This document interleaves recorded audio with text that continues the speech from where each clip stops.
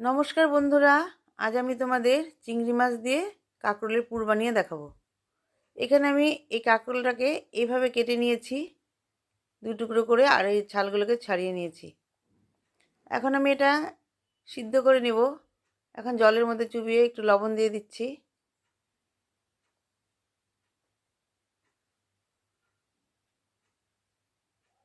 এখন এটাকে আমি সিদ্ধ করে নেব।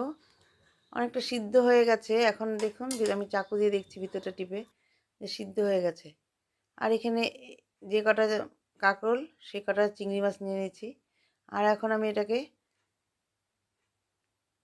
পুরগুলোকে ভিতর থেকে বের করে নিচ্ছি। কাঁকরোলের মশলাটাকে, বিচিগুলোকে এইভাবে বের করে নিচ্ছি।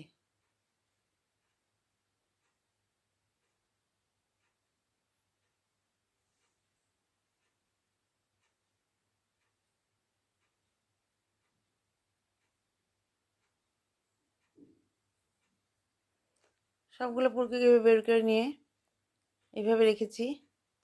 আর এটাকে আমি এখন একটু পেস্ট করে নেব, হালকা পেস্ট হয়ে গেছে।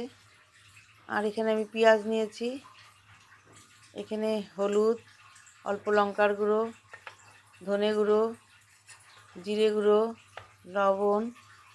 আর এখানে চিংড়ি মাছের মাথাগুলোকে আমি একটু ভেজে বেটে নিয়েছি। আর এখানে হচ্ছে কাঁচা লঙ্কা, রসুন কুচি করে নিয়েছি, আর আদাটা পেস্ট করে নিয়েছি। আর এখন এই কাঁকরোলের পুরটার সাথে সবগুলো মশলাকে আমি ভালো করে মাখিয়ে নেব।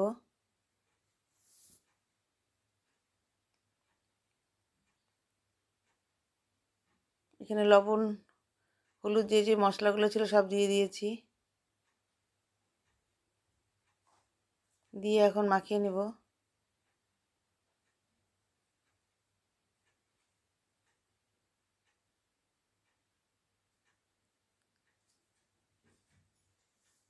তেল গরম করে ওর মধ্যে একটু কালো জিরা দিয়ে তারপর সব মশলাগুলো আমি দিয়ে দিলাম।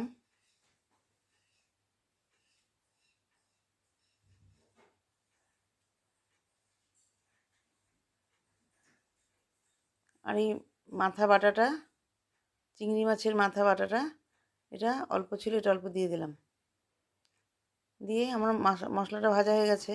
এখন আমি এখানে পুর বানানোর জন্য আমি এখানে বেসন, চালের গুঁড়ো, ময়দা, লবণ আর হলুদ, আর এখানে কালো জিরা নিয়ে নিয়েছি।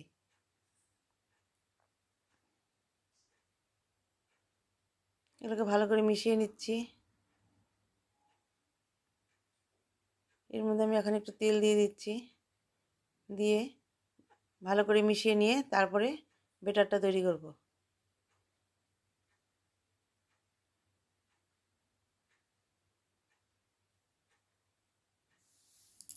বেটারটা আমার ঘন হয়ে গেছে, এই জন্য একটু জল দিয়ে নেব।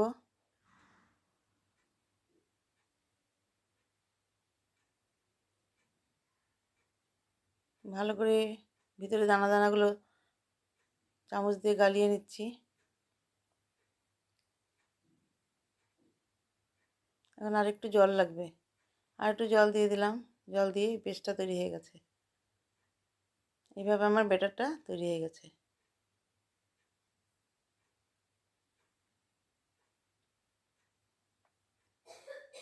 এখন আমি চামচ দিয়ে এই কাঁকড়ের পুরগুলোকে, মশলাগুলোকে পুরের মধ্যে ঢুকিয়ে দিচ্ছি।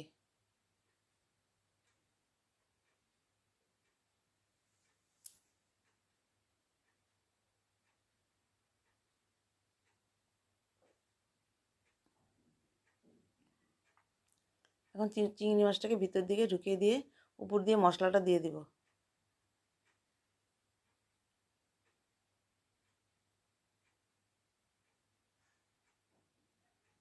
আগে পুরগুলোকে ভরে নিচ্ছি, সব ভরে নিয়ে এখন চিংড়ি মাছগুলোকে ভরে নেব।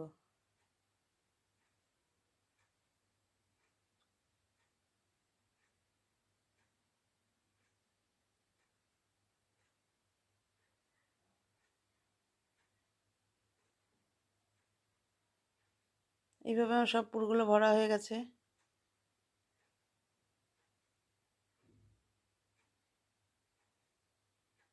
পুরগুলো আমার কমপ্লিট। এখন আমি এগুলোকে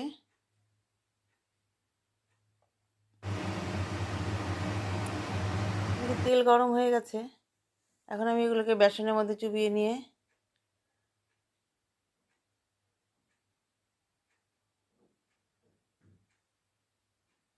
তেলের মধ্যে ছেড়ে দেব।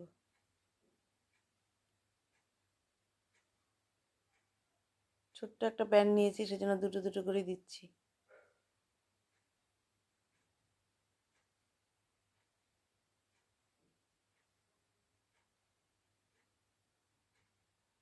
উপরে তেল করে দিয়ে দিচ্ছি, তাহলে উপরটা একটু গরম হয়ে যাবে, নাহলে উল্টালে আবার বেসনটা পড়ে যাবে। জিনিসটা ভাজা ভাজা হয়ে গেছে, উল্টে দিয়েছি। এদিক দিয়ে আবার এদিকটা আরেকবার উল্টে দিচ্ছি।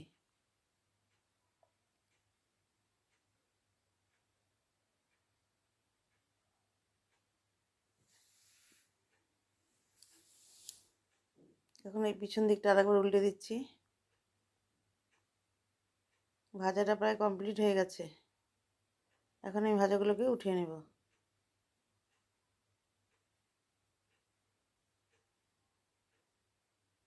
এইভাবে আমি সমস্ত কাঁকরোলগুলোকে ভেজে নিয়েছি।